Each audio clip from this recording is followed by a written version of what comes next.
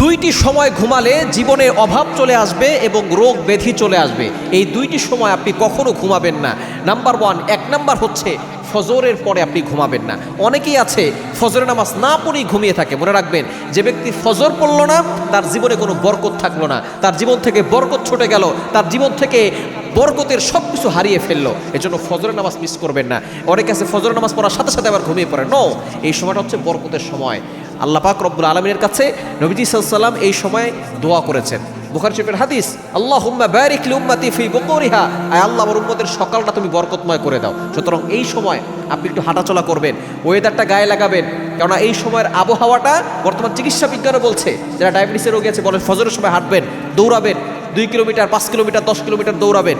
কিন্তু আমরা দৌড়াই অনেক ডায়াবেটিস রোগীরা, কিন্তু নামাজ পড়ে না। ফজরের সময় উঠবেন এবং ফজরের সাথে সাথে আপনি ঘুমাবেন না।